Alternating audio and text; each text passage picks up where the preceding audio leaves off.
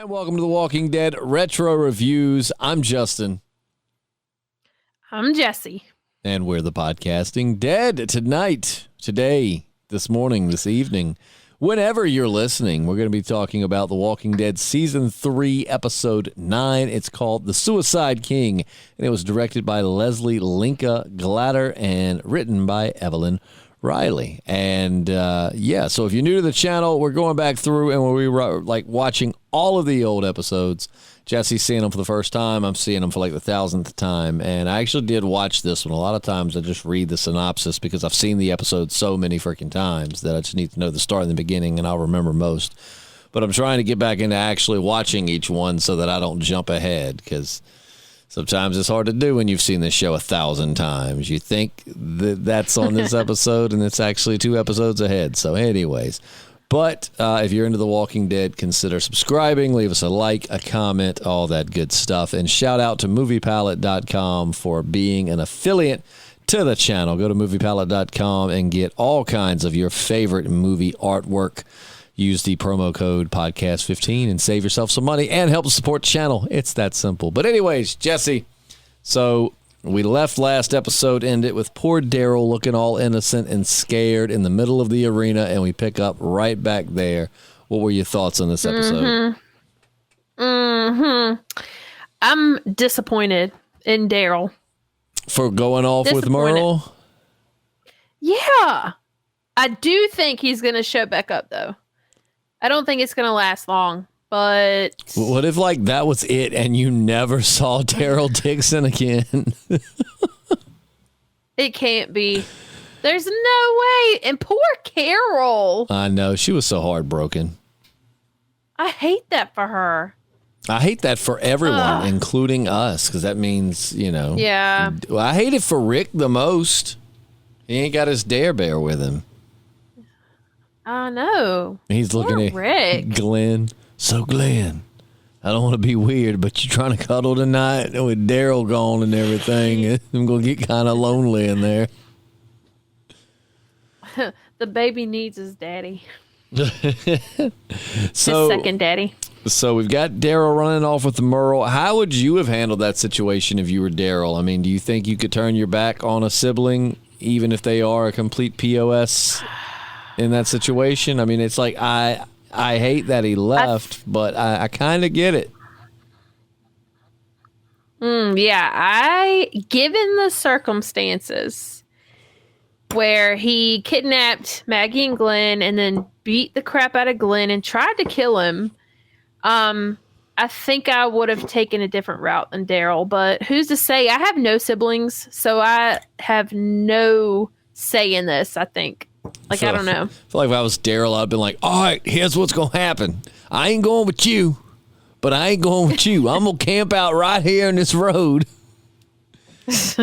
until y'all can learn to get along. Yeah, I hate that. And does Rick go after him? Or, like, I thought he was... Oh, I don't think he did. No, he didn't. I thought he was going to. No, he walked with him like 100 yards up the road and was like, let's think about this. There's got to be a way. After he walked away with Merle, I thought Rick was going to go after him, but he was just putting the stuff in the car. He drops his guns. He's like, Daryl! And like slow music plays, and Rick's just like slowly unbuttoning his shirt, running, Dare Bear! And they run slow motion into each other's arms. I don't care about my brother anymore. But yeah, lots happening in this episode. The governor is done being the family-friendly governor he's been. Like, he is a scorned man. Like, he is not a happy camper right now. And then, I don't know about you, but Andrea was getting on my nerves trying to take, like, what have you been there, like 3 days? So how are you taking charge and anyone's listening to you? And, like, I don't know. Andrea talking to them, it's like, yeah, she's banging the governor, so I guess that does give her a little authority. But, you know, it's just like, Andrea, shut up. Stop. Yeah. I couldn't tell if the governor liked that or if it was getting on his nerves. I think it was getting on his nerves. Yeah.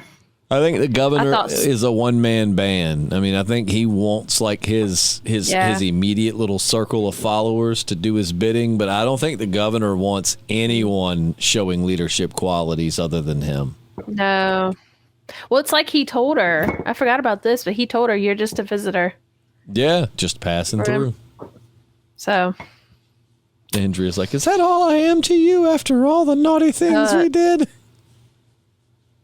Duh.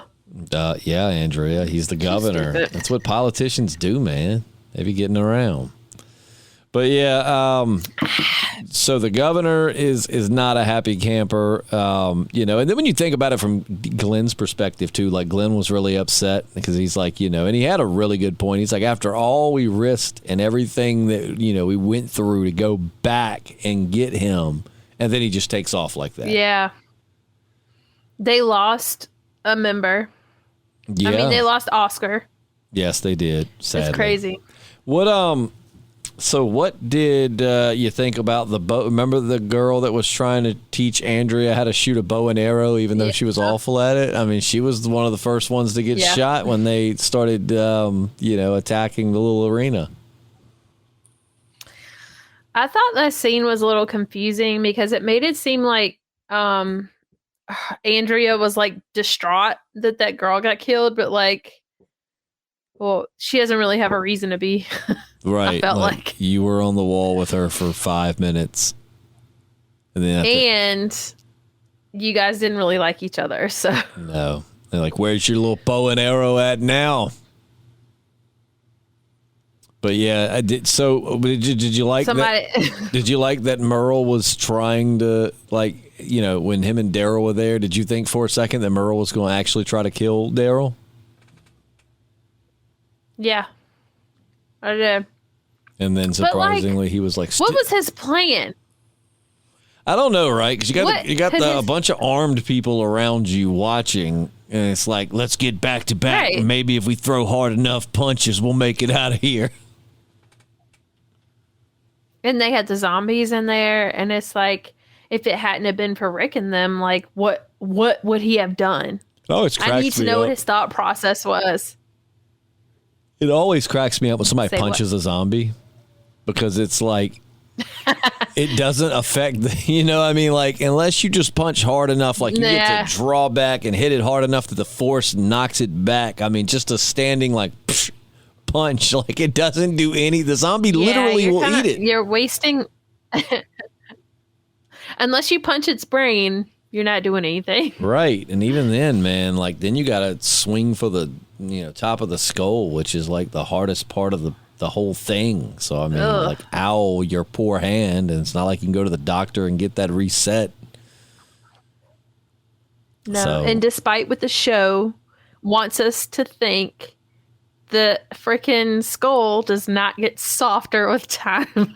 No, skulls don't get soggy like the skin does. I mean, they get brittle, yes, but they don't get mushy the way this show. And you're going to see later, it's going to get worse. Yes, this is a spoiler, and somebody was complaining in the comments about me spoiling stuff. At least I haven't dropped any major spoilers on you, but it's at certain points in the show, you're going to see zombies get stabbed in the head with blunt sticks. I'm that's not how that works.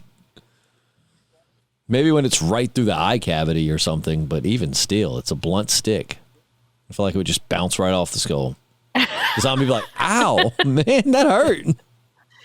Maybe. That's inhumane to zombie kind. I mean, if you're gonna attack us, you got to at least put us down humanely.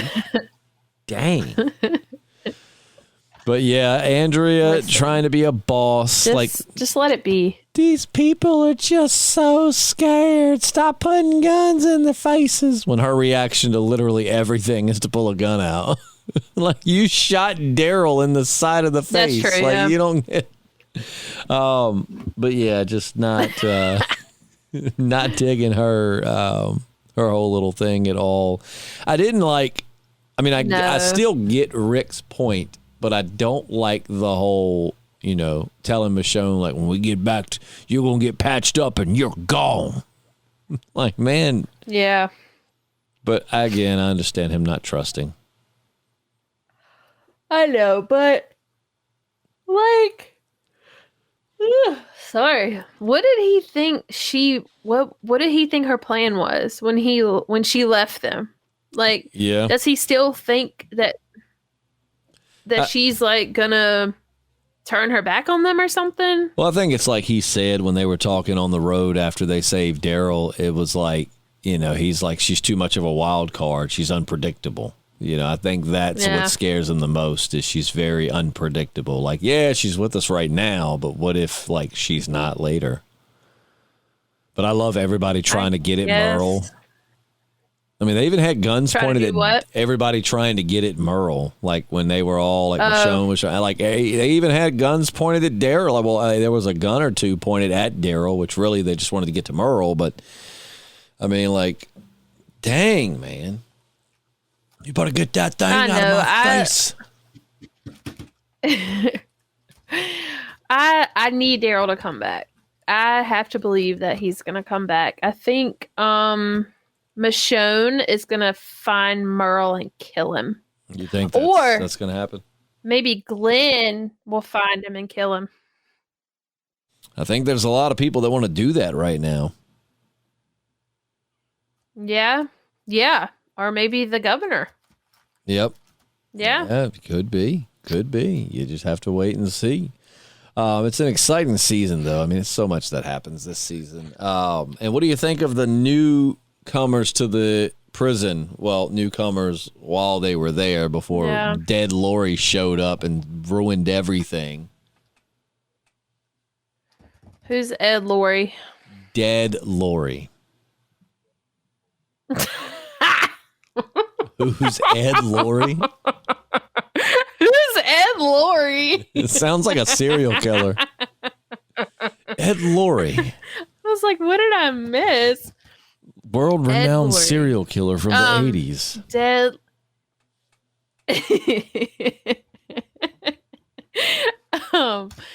Yeah, I feel really bad for Rick because those people are not getting a good first impression of him.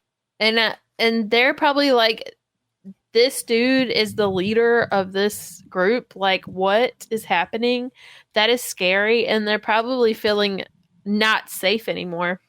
Well, and then on top of like that, they were. We know that two of them don't have good intentions because they're talking, while they're waiting on those shovels. Oh, yeah. He's like, it's an old lady, a kid, and a one-legged old man. Like, we can take them. I mean, like, legit already ready to do some dastardly stuff in order to get this place. And it's like, oh, boy, if you tried that, just wait till Rick gets back.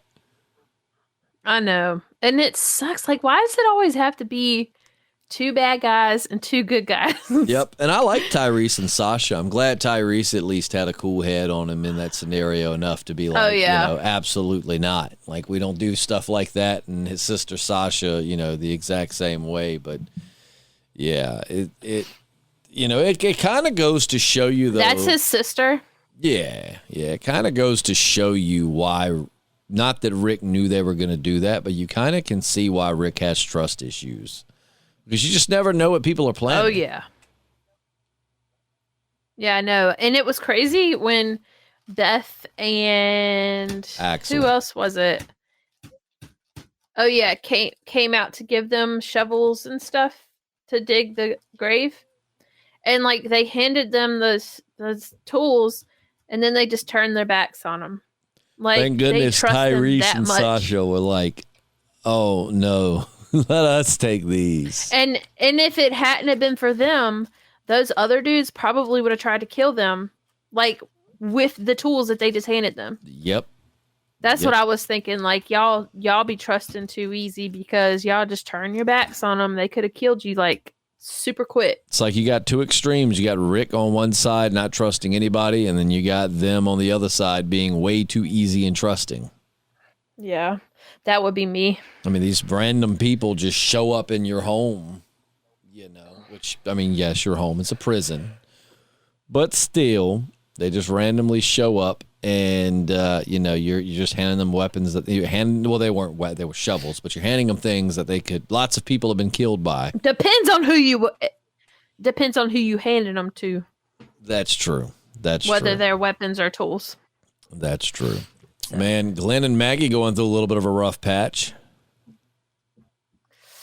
Yeah, man, you would think that all of this would bring them closer, but apparently not. And I mean, because Maggie, in true woman fashion, because we are taught that our feelings don't matter, she's getting over it easier than Glenn is. Hey, I don't want to hear that. As a man, we're not allowed to cry without being called sissies. We're not allowed to be sensitive without being called homosexual slurs. I don't even want to hear that. Don't give me that. No. Touche. No. Touche. You're right. Both sexes have their feelings suppressed. Humanity has their feelings suppressed. So, especially our generation. So. Yep. But, no, I think that Maggie is just in a weird spot because, of course, what the governor did to her was of course, terrible. Thank goodness it wasn't like he did Michonne in the comics. It would have been terrible-er, more terrible. That word. It would have been horrible. And then, but it's like, I don't know, what a tough spot to be in for both of them. Because it's like, how do you help somebody in that situation, especially when it's the girl you love?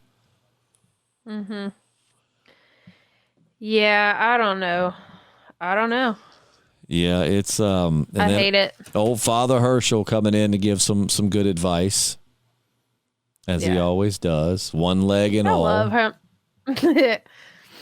I love Herschel. He's so sweet and wise. Do you love him more than you loved Dale? They're kind of on the same. Well, I don't know. Dale, I liked the way we always knew that he knew things before anybody else did. Like, you could just tell by his face. Like, that's why I loved him so much. Like, he caught on to everything. I love Herschel because he's just so, like, everything he says is, like, so wise, and he's just, like, calming. And I like his little ponytail. His ponytail's bad A, man. It looks awesome. It is. I like the ponytail. I love it. And one leg, it's like, don't get me wrong, but you give him a peg leg like a pirate and an eye patch, he'd be somebody I wouldn't mess with. It'd be like, man, this dude's been through some stuff. What would be his pirate name? What would Herschel backwards be? Oh, God. I don't even know how to spell that.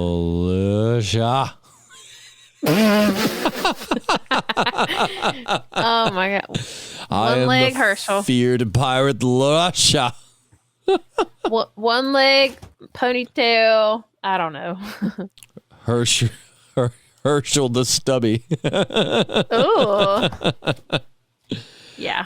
Which after, it's been going back to Axel and Beth bringing out those shovels. It's like, Beth, what are you doing? This guy was being like a skis ball last episode when I was 17. How interesting. She might not have caught on to that. Or she might be into it.